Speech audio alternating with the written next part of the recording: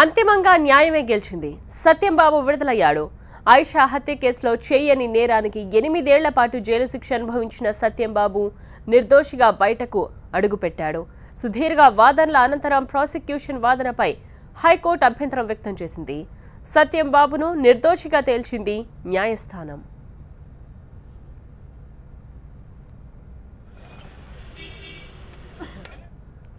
Jail నుంచి విడుదలైన తనకు తన తల్లిని చెల్లిని చూసుకోవాల్సిన బాధ్యత ఉందంటున్న సత్యంబాబుతో మా ప్రతినిధి రవి ఫేస్ టు ఫేస్.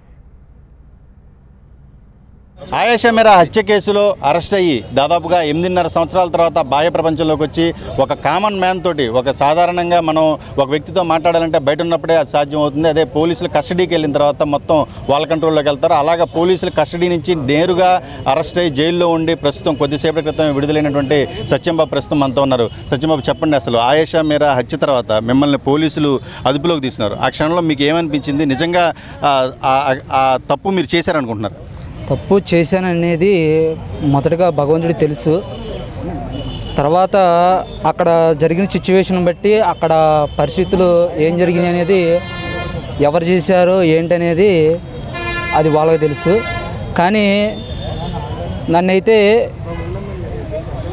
ఇంట్లోకి ఉంటాను తీసుకెళ్ళిపోయి తర్వాత చిత్రహింసలు పెట్టేసి తర్వాత చేసి ఈ కేసు బనాయించడం జరిగిందండి. తర్వాత మీకు తెలిసిందే. చాలా మంది పోలీసులు అందరూ కూడా నిన్ను ఎంక్వైరీ చేశారు, విచారించారు. అటు ఇబ్రహీంపట్నం పోలీసులు, కృష్ణా జిల్లా పోలీసులు, విజయవాడ పోలీస్ కమిషనరేట్ పోలీసులు అందరూ కూడా చాలామంది వచ్చారు. వాళ్ళు ఉద్దేశపూర్వకంగానే నేను నిరికించాను అనుకుంటున్నారో? వాళ్ళు అలా ఆ క్షణం ఆ టైంలో నీ పట్ల వాళ్ళు ఎలా వ్యవహరించారంటే మరి ఏం చెప్పాలో నాకైతే కొంచెం వెంటనే సడన్గా రిలీజ్ అవ్వటం వలన ఈ సంతోషంలో ఏం చెప్పాలో రావట్లే మాటలు. కానీ అది ఉద్దేశపూర్వకంగా ఇరికించారా ఏంటనేది మీ అందరికీ తెలిసిందే. అంటే నేను కొత్తగా చెప్పాల్సింది కూడా లేదు. కానీ న్యాయం నా పక్షాన ఉన్నప్పుడు, ఒకటి చెట్టు మీద పండు ఎంతకాలం ఉంటుంది, దాని సమయం వచ్చేంతవరకు. అలాగే నిజం అనేది ఎంతో కాలం దాగదు, ఏదో ఒక రోజు బయటకు వస్తుంది. జైలుకు వచ్చే సందర్భంలో కావచ్చు, పోలీస్ కస్టడీలోకి వచ్చు, అనారోగ్యంతో ఉన్నావు, కాళ్ళు కూడా చచ్చిపోయినాయి. ఆ సమయంలో పోలీసులు నీ మీద బాగా మ్యాన్ హ్యాండ్లింగ్ చేశారని ఒక ఆరోపణలు కూడా వచ్చినాయి. నిజంగా అలాంటివి జరిగినాయా? నీ ఆరోగ్యం ప్రస్తుతం ఎలా ఉంది? అప్పుడు తీసుకెళ్ళినప్పుడు ఇప్పుడు సడన్గా తెలిసిందే. ఎందుకంటే ఒక వ్యక్తి వాళ్ళు అడిగినప్పుడు ఒక చోరీ కేసు వ్యక్తిని చూసుకోండి, ఆ వ్యక్తి సార్ నేను చేయలేదు అని అంటాడు. అన్నప్పుడు పోలీసు వాళ్ళు ఏమంటారు, వాడిని 2 కాళ్ళు చేతులు కట్టేసి కొట్టడం కానీ తర్వాత ఎంతో హింసిస్తారు. ఆ వ్యక్తి ఏం చేస్తాడు, ఆ దెబ్బలు తట్టుకోలేక ఒప్పుకుంటాడు. అలాగే నా పరిస్థితి కూడా, చెయ్యని దానిని కూడా నన్ను చిత్రహింసలు పెట్టేసి చేసిన తర్వాత అక్కడ జరిగిన పొజిషన్ ఏంటో నాకు తెలుసు, పైన భగవంతుడికి తెలుసు. తర్వాత అక్కడ ఉన్న ఆ సమయంలో దర్యాప్తు అధికారులు ఎవరైతే ఉన్నారో వాళ్ళందరికీ తెలుసు. కాబట్టి ఏదైనా నా పక్షాన దేవుడు ఉన్నాడు, నేను నిర్దోషిని, న్యాయం నా పక్షాన ఉన్నప్పుడు దేవుడు సహాయం చేసి క్షేమంగా మళ్ళీ నేను బయటికి రావడం జరిగిందండి. ఇప్పుడు జైల్లో 8 సంవత్సరాల నుంచి ఉన్నారు కదా, ఈ 8 సంవత్సరాల పాటు ఎలా మీరు జైలు జీవితాన్ని ఎలా గడిపారు? ఎలాగా మీరు మార్పు తెచ్చుకున్నారు? అంటే సామాన్యుడు వ్యక్తిగా మీరు లోపలికి వెళ్ళినప్పుడు ఎలాగా మీరు ఇప్పుడు ఈ గ్రాడ్యుయేషన్ ఎలా పూర్తి చేసుకున్నారు? ఎలా మనోధైర్యం ఎలా ఉంది? మనోధైర్యం అంటే మీకు ఒకటే ఎప్పుడు చెప్పినా కానీ, బైబిల్ చదివిన తర్వాత నాకు ధైర్యం వచ్చిందండి. బైబిల్ చదివిన తర్వాత ధైర్యం వచ్చింది. తర్వాత జైలు అధికారులు కూడా కొంచెం ప్రోత్సాహం ఇచ్చారు, వాళ్ళు కూడా కొంచెం నాకు సహకరించారు. తర్వాత ఇక్కడ అంబేద్కర్ యూనివర్సిటీలో డిగ్రీ కంప్లీట్ చేశానండి. తర్వాత ఇక్కడ స్టీల్ ప్లాంట్లో కూడా నేను పనిచేశాను. బయటికి వెళ్ళిన తర్వాత ఏం చేద్దాం అనుకుంటున్నాను? ఇప్పుడు ప్రస్తుతానికి అంటే ఇంకా ఏ నిర్ణయం తీసుకోలేదు. ఇప్పుడే సడన్గా వచ్చింది. వెళ్ళిన తర్వాత 2 నెలలు 3 నెలలు అయిన తర్వాత కొంచెం అంటే ఏం చేయాలి ఫ్యూచర్లో. అంటే నేను వచ్చినప్పటికీ బయట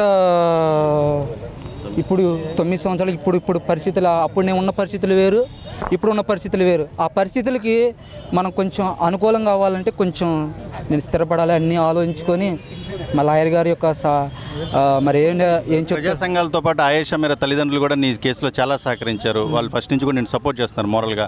వాళ్ళ విషయంలో ఎలాంటి న్యాయం జరగాలని అనుకుంటున్నావు నువ్వు?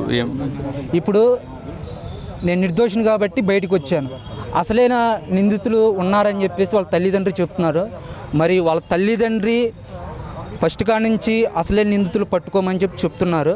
మరి త్వరలో మరి ప్రభుత్వం అధికారులు కూడా దీని మీద ఒక అండర్స్టాండింగ్లోకి వచ్చి దీని మీద ఒక నిర్ణయం తీసుకొని మరి దీనికి ఒక స్పెషల్గా ఒక అధికారిని నియమించి ఈ కేసును విచారించి మరి వాళ్ళ తల్లిదండ్రికి కూడా మరి నాకెట్లాగైతే న్యాయం జరిగిందో నేను నిర్దోషిగా నా తల్లి సంతోషిస్తుంది. వాళ్ళ తల్లిదండ్రులు కూడా అసలైన వ్యక్తిని పట్టుకుంటే వాళ్ళకు కూడా శిక్ష పడితే వాళ్ళ తల్లిదండ్రులు సంతోషిస్తారు. నా తల్లి ఎలాగైతే సంతోషిస్తుందో నేను నిర్దోషిగా బయటకు వస్తే వాళ్ళకి జరిగినటువంటి అన్యాయాన్ని బట్టి కూడా వాళ్ళకి సరైనటువంటి సహాయం జరిగితే వాళ్ళ తల్లిదండ్రులు కూడా సంతోషిస్తారు. నీ భావి జీవితం సంబంధించి ప్రభుత్వాన్ని నువ్వు ఏమైనా డిమాండ్ చేస్తావు? ఇలా నాకు న్యాయం చేయండి కానీ ఆర్థిక సహాయం చేయండి అని నేను కోరుకుంటావా?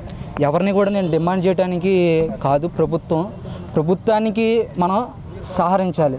ప్రభుత్వం అనగా మనమే కాబట్టి ప్రభుత్వానికి నేను సహకరించాలి. మరి ప్రభుత్వం ఏ విధంగా సహకరిస్తుంది అనేది ప్రభుత్వం అధికారులే మరి నాకే వాళ్ళు ఏదో విధంగా నాకు సహాయం చేయాలని నా కుటుంబాన్ని ఆదుకుంటారని మరి నేను తెలియపరుచుకుంటున్నానండి. Thank you. ఇది సత్యంబాబు మనోగతం. దాదాపుగా 8 సంవత్సరాల పాటు జైల్లో ఉన్నటువంటి సత్యంబాబు రిలీజ్ అయ్యాడు. భవిష్యత్తు కూడా ఒక స్వేచ్ఛాయుతమైన వాతావరణంలో భావి జీవితాన్ని గడపాలని కోరుకుంటున్నాడు. జైల్లో ఉన్నప్పుడు దేవుని యొక్క సపోర్టు, అదేవిధంగా ప్రజా సంఘాల యొక్క సపోర్ట్ తోటి నేను మనోధైర్యంతో ఉన్నాను. గ్రాడ్యుయేషన్ పూర్తి చేస్తున్నాను. తన జీవితాన్ని కూడా ఇంకా తన తల్లి అదేవిధంగా తన సోదరి యొక్క భవిష్యత్తు కోసం నేను ఆలోచిస్తాను, వాళ్ళ కోసమే శ్రమిస్తానని కూడా చెప్తున్న పరిస్థితి కనబడుతుంది. అదేవిధంగా ఆయేషా మీరా తల్లిదండ్రులకు అదేవిధంగా నా కుటుంబానికి కూడా ప్రభుత్వం న్యాయం చేయాలని కూడా సత్యంబాబు చెబుతున్న పరిస్థితి. కెమెరా పర్సన్ దుర్గాతో రాజమండ్రి సెంట్రల్ జైలు నుంచి రవి, TV9.